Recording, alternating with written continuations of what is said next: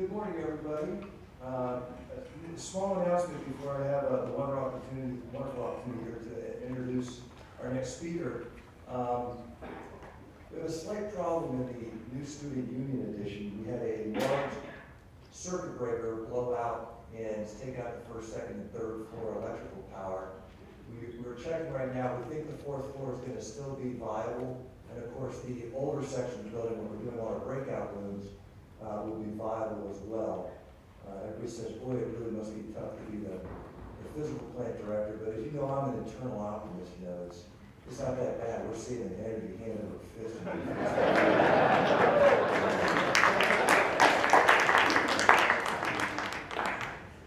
Last year, I had the pleasure of bringing a shipmate and friend to this austere group, Rear Admiral Chris Mossy, the Navy's Chief of Civil Engineers, to speak about this subject of this great event. Many of us enjoyed his comments, so I thought I'd give you a quick update on Chris right now. He retired from the Navy in November, and he's currently somewhere in Minnesota riding his bicycle, a surly long-haul trucker, for those of you in the know, on a quest to go from Portland, Oregon to Portland, Maine. So he's definitely producing his energy efficiency and lowering his carbon footprint this summer. Again, I have the pleasure to introduce another shipmate, colleague, and friend who has had a wide and varied career in the private sector, the U.S. Navy, and the federal government. And as you will hear in a moment, in the words of Andrew Lovins, he is no insect. He attended the University of California, Berkeley, yeah, one of those free radical thinkers, where he earned a Bachelor of Science in Civil Engineering and went to work for Boeing in Washington State as a senior engineer in the 757 Flight Test Integration Group. But yearning to feel the wind in his hair and the smell of the salt on the ocean, he joined the Navy, first serving as a gunnery officer on the Harold E. Holt. He then woke up and made the line of staff transfer to the greatest engineering organization in the world, the U.S. Navy Civil Engineer Corps, where he spent 25 years, mostly in the Southwest and in Hawaii, performing a variety of facilities, construction management, and leadership roles.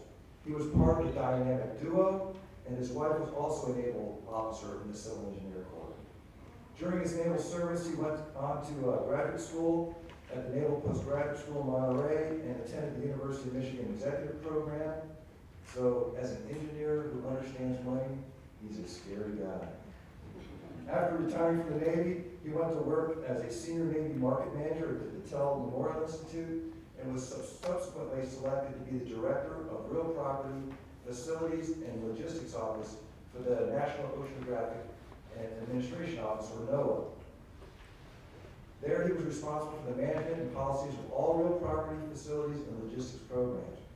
Then in August 2009, he was appointed the Principal Deputy Assistant Secretary of the Navy for Installations, Environment, and Energy, where he was on the, was the Senior Installations and Facilities Program expert, forming and managing installation and environmental policies related to construction management, sustainment, restoration, and modernization of facilities, and acquisition and utilization disposal of real property facilities. Since July 2012, he has been serving as the acting Assistant Secretary of the Navy for Energy, Installations, and Environment in the Pentagon. And in this position, he is responsible for all Department of Navy functions and programs related to installations, safety, energy, and the environment. So please join me in welcoming my former shipmate and great friend, Roger M. Natsuhara.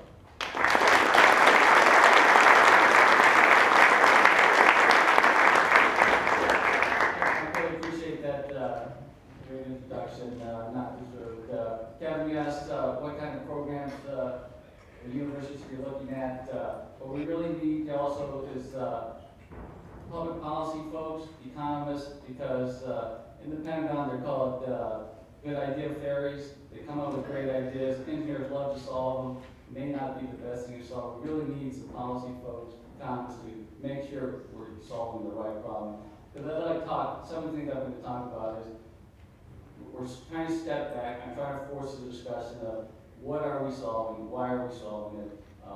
There was a discussion on microgrids, and that's one of the big things we're going to be talking about in my department.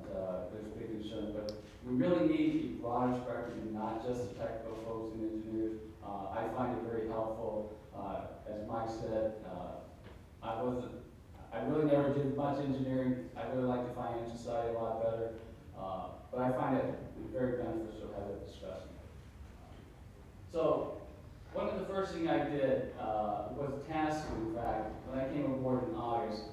Secretary Mavis, one of the first things he told me, he says, hey, I want to make a new policy speech on energy. And oh, by the way, that's in about 5 weeks. Brand new on board, and he says, I want to roll out a whole new Department of Energy policy. So I literally had to sit down with my aide and figure out, okay, what are we going to do? How do we get the Navy to think about energy in a different way? The Department of Energy has always had a very good energy program, in my opinion, on the shore side, installation side. And that's something that everyone here probably can relate to. But for us, and I'll show another slide, 75% of our energy is on our operational side. But we really didn't do much with our operational side. So the first goal, and the way it's written, is to decrease our decrease our energy sources to 50% from petroleum to different sources. That is a major goal for it, but we do think it's achievable. And the way we had to do that, to put in perspective for us, is the warfighter. As a warfighter, they're not concerned about cost. So in those goals, you won't see us talk about cost, especially when we talk about the operational side, because it's not about cost. It's about making our warriors more effective on the battlefield or on the seas. As an example, we talk about, and it was tough to get them to understand that energy is a warfare capability. People talk, everyone knows the SEALs, everyone reads about the SEALs. For every SEAL, in a SEAL team, there's about 300 people in a SEAL team. There's only about 30 operators, SEALs. The rest are the tail. To get those guys trained where they need to go. It's the same with our ships and our aircraft. There's a huge logistics tail. Without the logistics, those guys don't put orders on target. They don't put weapons on our enemies. So we have to make sure we talk about it in their terms of why it was important and not about saving money. So when we talk about saving 5%, getting 5% more efficiency on our engines on our F-18, our Hornets, that it wasn't going to save us money necessarily, because maybe we would use that fuel to have 10, 15 minutes of extra water time where they can make one more strafing run, or save the weight where we put another weapon on it, or put another sensor on it. So it wasn't about necessarily saving money, but making that warrior more efficient. The Marines figured it out very quickly. What we looked at was, you may have heard, during the Afghanistan war in Iraq, most of our casualties early on were the IEDs. And what were they hauling? Fuel and water primarily, and a lot of battery. And we were taking one casualty for every 50 convoy. So if we can decrease the amount of fuel being used, we would cut down the casualties. And that's what resonated with the warfighter. They could understand that, not the cost, the casualties, and making them more effective. On the shore side, we're going to decrease we really want to stretch that and those alternative sources decreased by 50%. And the 50% net zero goal has never really meant that 50% of our installation would be net zero, but in the aggregate, where we would, because we're more of a public group and not from the national level, we really felt that we have the ability to help influence and really kind of get the nation looking at how can you make alternative energies, big, large-scale alternative energy sources used. We have big bases in the desert and southwest, and that's primarily where we're looking at some of our larger projects. On our non-tactical vehicles, we actually thought that was going to be the easiest one initially. But we're going to reduce our petroleum use by 50%. We'll reach that, though. We had a couple hiccups, but we're going to get there on that. And that, what we looked at is most of our vehicles didn't leave base. They didn't go far. Weren't used it. They would really go a couple miles, stop, park. Even our maintenance vehicles, we needed the size, but they weren't putting that many miles on. They weren't going off-road. So why were we buying these big, expensive diesel engines? Could we use other types of vehicles alternately? And that's what we focus on there. I'll talk a little bit, in the brief, we've gone to a pilot program with the OSP's Department of Defense on vehicle-to-grid technology. We've done a pilot, we're part of that. The first one was actually in LA, at the LA Air Force Base. They're getting very close to going online with that. They just got approval from the California Energy Commission to go to that vehicle-to-grid last week or this week, early this week. The Great Green Fleet, we needed something to market. We need to get something energized, get the public know what we were doing, to keep internally what we were doing excited.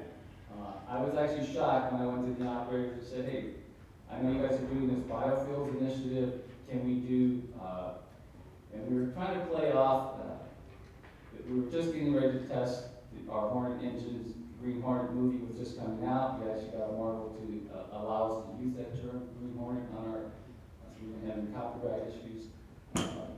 And they agreed that we could do we'll test a Hoge strike group in 2012, and we'll deploy a strike group on alternative energies, all alternative energies by 2016. Well, we met in 2012 last summer in Hawaii.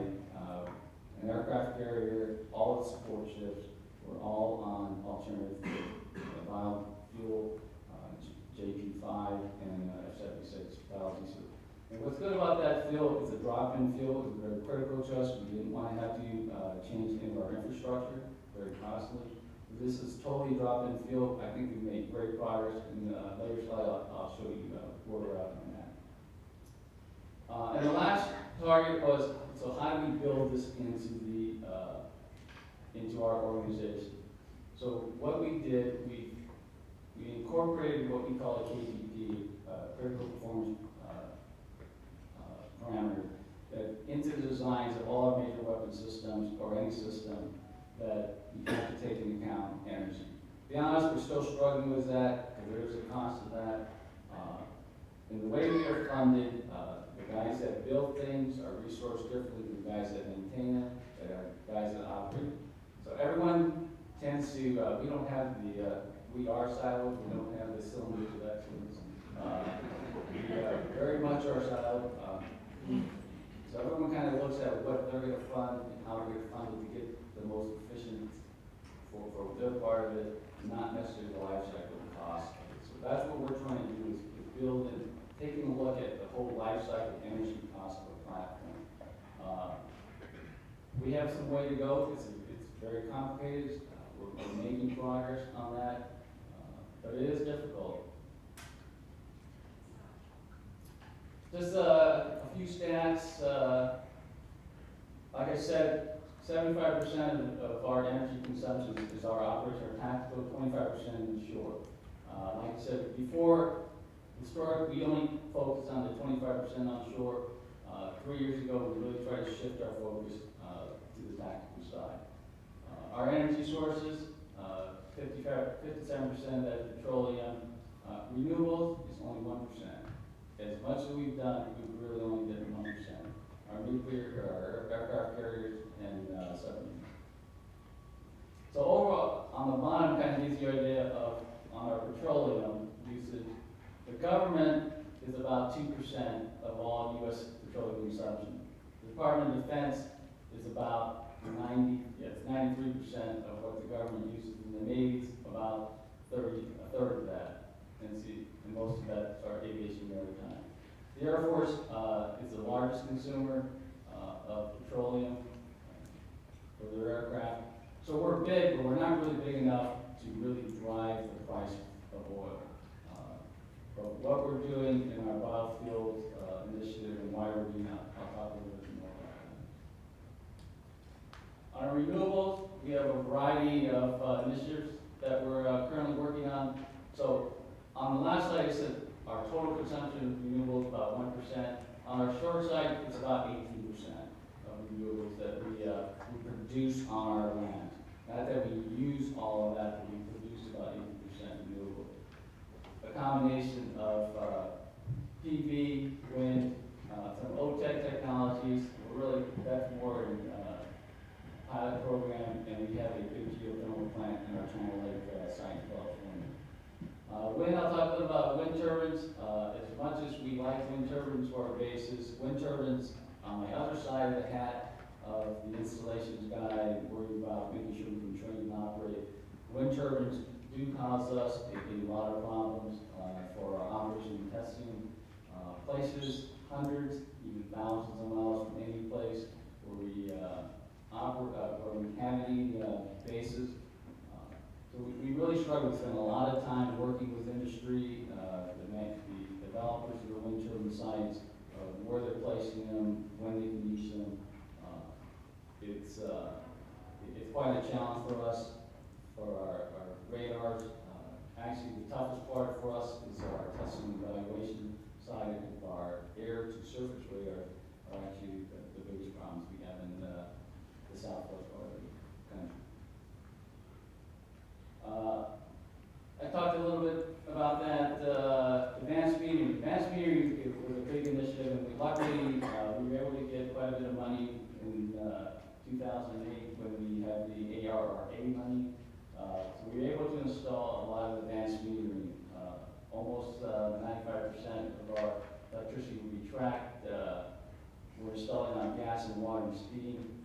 It's like anything. I think all the energy managers will say, if you can't track it, you really don't know how much you're using, how you fix it. So that's we have the meters in. We're learning from them. We don't have it perfected yet. There's some technology issues. There's some security issues for us that we're dealing with. I think all of you will go through the same struggles. Hopefully we will be able to share some of those lessons learned.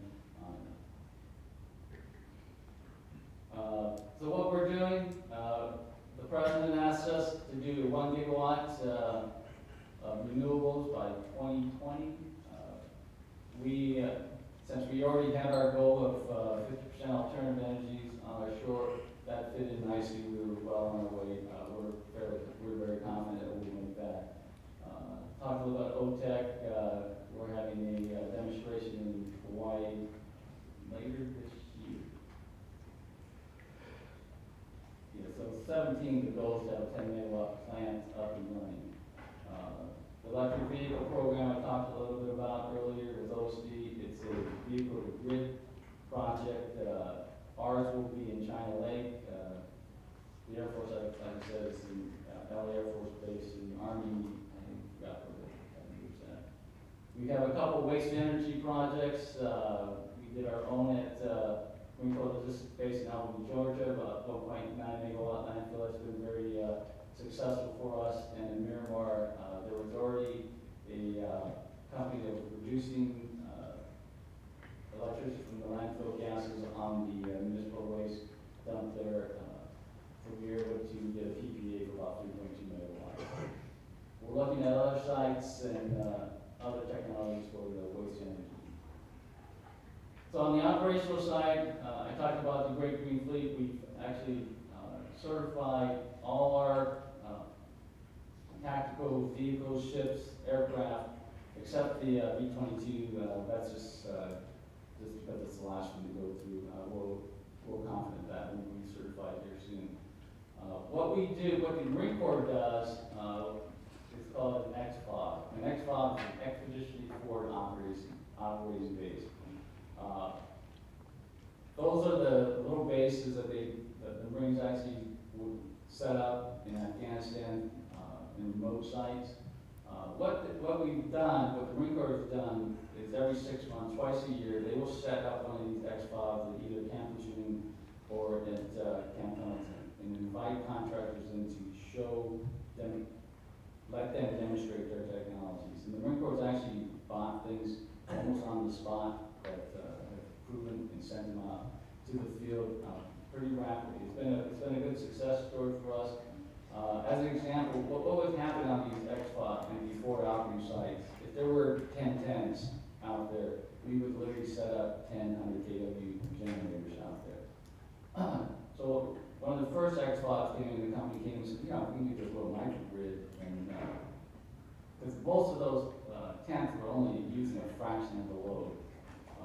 So instead of having 100 kW generators out there, we were only having 2 or 3 with microgrid, and actually had backup saved on convoy logistics fuel, and there was some money saved. But that, again, that was not our goal in that. The goal was to decrease our logistics training and make the warfighter more effective. The Marines have looked at a typical Marine rucksack's about 90 pounds. They often carry they were often carrying up to 50 pounds of batteries. Because everything, the lowest riflemen, everything is electronically good. They all have electronic, either computer, night vision goggles, GPS, their sights, their laser finder, everything they have is electronic and needs power. So what a company came in and gave them is a roll-up TV panel where they can literally roll them out during the day, charge it with batteries. They increased the amount of batteries that the individual Marines carry significantly. I forgot the exact weight, but they went from 50 pounds, probably down to 10 pounds. So it made the Marine a better Marine, more combat effective. Obviously, he wasn't as tired to carry more ammunition. We weren't hauling so many batteries and having to worry about disposal, all those things. So big savings, a lot of good things happening that hopefully those technologies will then roll back into the commercial sector. Alternative fuels I talked about, that's our biofuel project. There's a couple of more detailed slides, so I'll save that for later. We've done a lot of other things on our operational side. I don't have it up there, but the Making Island was our first ship, the big deck amphibious ship, looks like a small aircraft carrier. It has a hybrid drive. It's been dubbed the Prius of the fleet. It's been on its maiden voyage from the East Coast around the South America to San Diego. It's saved, just on that one trip, saved $2 million in fuel.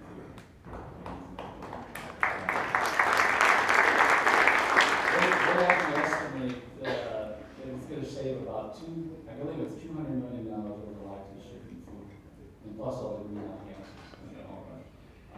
We're incorporating those drives into some of our newer DDGs. And again, what we found is most of the time the ships are going about 10 to 12 knots, and electric drives are adequate to do that and more efficient. We have the gas turbines and they need to go faster. But that's not that often. When you just have gas turbines, they have to run at a pretty high RPM and really burn like gas. So we're trying to do a lot smarter things on the operational side. Getting the warfighters to change some of their procedures is a challenge for us. They've been doing it for a long time. They've done it because of safety reasons, a lot of things, like our aircraft. Our aircraft, we know our standard procedure has always been top them off before you flight, even though maybe only a 15-20 minute test flight to go test something out where you top it off and then dump the rest of the fuel before the land. Because 20 years ago, 25 years ago, our accident rates were pretty high, but our accident rates are now very good. Our equipment is much more reliable. So we're asking them, and they're piloting. Why can't we be like airlines more? Better fuel planning. If you're only going to go up for 20 minutes, why can't you put in 20 minutes of fuel with the safety margins? So we're getting there. The amount of fuel we're saving, the amount of fuel we stop wasting. Couple other things on the tactical side, and the way we've changed things. You know, I told the secretary, hull coatings. I first talked about hull coatings when I was a lieutenant commander back in Pearl Harbor as an environmental officer, because we were concerned about invasive species back in those days. Ships coming back with species from Asia coming back into Pearl Harbor that would cause us environmental issues. Today, the warfighters have bought on to hull coatings because it gets them more speed, it gets them more efficiencies on the ship, less maintenance, saves them a little money, not having to have divers go around shore off and chip off the water. So for us, it's a big part of its messaging for us. Our customer is a warfighter, and we don't want them worried about the dollars so much. We have to put it in terms of why it's important to them and making them a better warrior. So the President asked us, he directed the Navy, Department of Energy and Agriculture to work with private to create advanced biofuels. And so we did, and we had already been working on that. And if you haven't heard, we actually just awarded very recently 4 commercial scale integrated biorefineries. They're going to produce domestically non-feedstock up to about 170 million gallons of drop-in milk spectrum by 2016 at cost competitive price.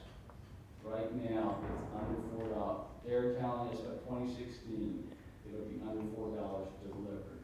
That's cheaper than what we're paying today for petroleum for F-76 and JP5 and 8. So we're very, very excited about that. We think this will really help get the bio industry going. In fact, we had a couple companies tell us we don't, what this was, DPA, it's called the Defense Production Act, Title III. The Department of Defense has authorities since I think the 30s or 40s of being able to invest in critical industries in the United States. One of the first ones actually was the steel industry in Pittsburgh. We weren't able to get steel back into for our ships, the quality steels. So Congress gave us authority where we were able to invest in those steel mills in the Pittsburgh area. And there's been other industries from semiconductors throughout the years. But so we were able to invest. It's really not 510 million. It's much less than that. It's only about 140 million or so. That we would invest about 50%. The private sector would match those funds to be able to produce those fuels. We had a couple companies that said we can do it by 2016 and we don't need your subsidies. So again, we're very excited about that. These are the 4 companies that we awarded to, where they're located, their feedstocks and their capacities and their pathways of using it. Those are the first generations of feedstocks, lots of fats and oils, grease, municipal solid waste, woody biomass. We believe in the next generation where some of the feedstocks will be grown feedstocks, camelina seeds, and other algae. But those, because they need a couple growth cycles, it does take a little bit longer to produce. That's just a timeline on it. And again, so we've demonstrated it's possible. We did it in 2012 with our Great Green Fleet demonstration. In 2016, we've been working with several foreign countries, Brazil, Japan, the Philippines, several other countries on Italy, on this technology. And why we do this, why we think this is important, the Navy has always been the leader in changing fuels. We went from sail to coal to petroleum, we introduced nuclear. We just think this is a logical step for us. And why is it a logical step for us? Not only because of petroleum is a resource, a limited resource for us, that for every dollar that the barrel of oil goes up, that's a $30 million hit to our budget.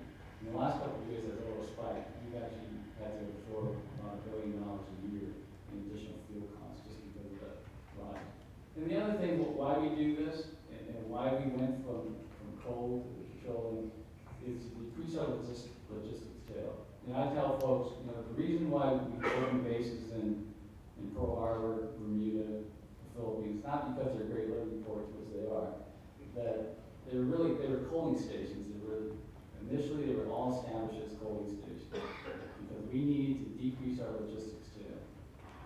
If we can get biofuels, if you can get Hawaii, Guam, Philippines, Korea to produce their own biofuels, we'll decrease our logistics tail, stabilize those parts of the world, and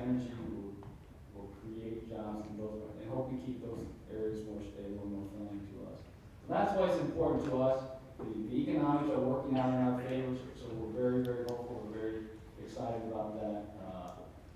And so we believe that if we can get this industry going, that will also help on our shore side and some of our shore infrastructure and some of our remote sites, like transition hopefully to microgrids.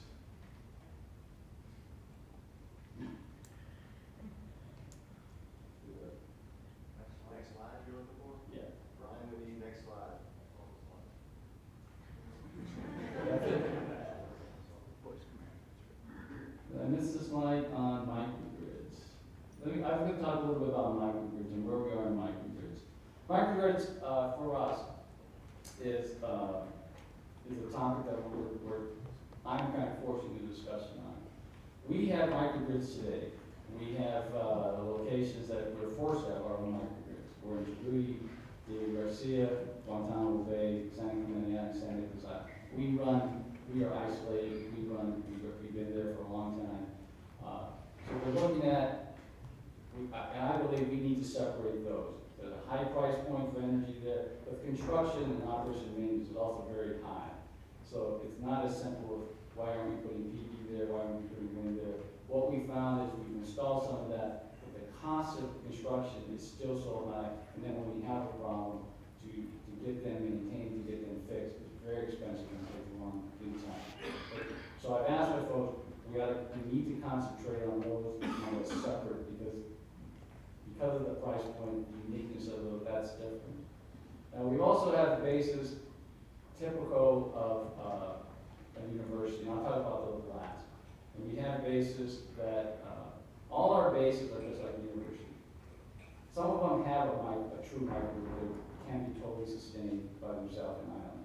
Others, like a university, all our bases essentially have the backing for a microgrid, but we don't have the full capability to generate enough to sustain the whole base.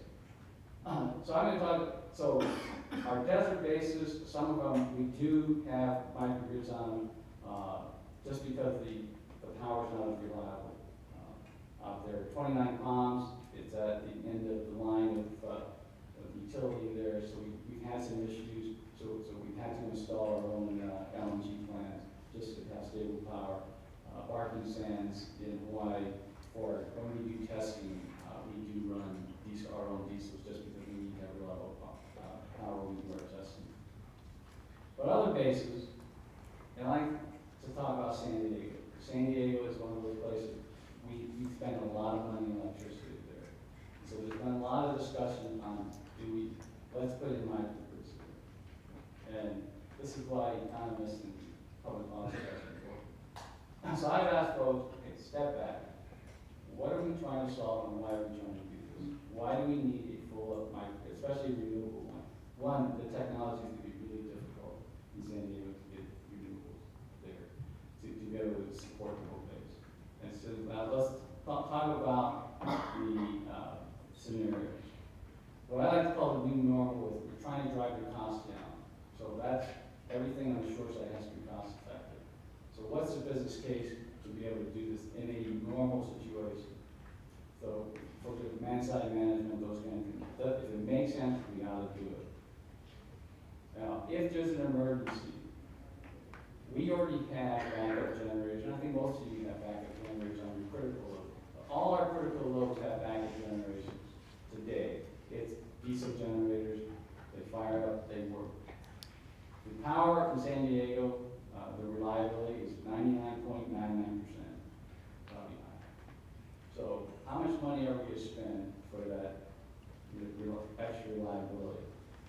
We have diesel generators when it does, the occasional power outage to go up. So I think for the normal, I tell folks, I think we're okay. We have been for generators for decades. So what are we trying to solve? If there's a natural or man-made disaster, we're going to be affected just like everybody else. And what normally happens in a disaster? We tell all our folks, only critical people come in to work, just like everybody else. Most of our folks, our operational folks, are ships, our aircraft, we disperse them, they leave. The headquarters folks, their IT folks, we have contingency operations sites, so it's gonna be a long period, they leave. Who's left? Well, most of the people live on base, 100% of our civilians, 100% are contractors, and 70% of our military actually live out in town too. So the people running the base, there's really very few people live on base, most of them will be gone. So what are we gonna solve for? The engineer would love to solve the technical side, but from an economist, from a public policy, is that the right thing for the United States Navy, United States Marine Corps to be spending this money on in San Diego? Might be. I want to discuss it, we were talking about it, not just like engineers design that into it. For us, if the grid went out over San Diego for, I look at it as 3 months, 4 months, even if the grid went out, what would happen? Even if we were able to keep the entire base lit up, the base is part of the community. It's kind of like the financial markets, what they learned in 2008. They're all interlinked, and when the deck of cards start falling, everyone's falls at the same time because we're so interlinked. So even if we had all our power on the naval station in San Diego, is the water going to be able to come into the base? If not, we're not going to want to keep on. Even if all our lift stations work, it's the lift stations out in town that work because they may not have power. Where do we get our food? Where do we get our supplies? Where our people live? Are the roads going to be there? We're all dependent on the rest of the community. So if the rest of the community is not functioning, even if we have all the power we want, are we going to still be able to operate? And that's something I think the discussion has to happen, even for a university. How long do you guys want to operate in that kind of condition? Do you have your critical loads, or do you have your emergency generator? What's cost effective on this? Because it does come down to money on the short side. So that was my last pitch on that. That's where we're at on microgrids. If there's any questions, I'll be more than glad to take them. Have you looked at how this has affected your petroleum reserves? How effective our petroleum reserve? How it has been affected by all of your measures? We really haven't touched those. But that's really not operated by the Department of the Navy, so to be honest, we haven't really looked at that on the petroleum. One comment on the national grid. One of the discussions from a public policy side, I think we ought to look at, since you brought up petroleum reserves, is as a country, as a policy, should we look at having strategic reserves of materials to build these big transformers, or could you have a strategic reserve of transformers? We spend hundreds of $millions on petroleum reserves and other precious material reserves. Is the national grid so critical?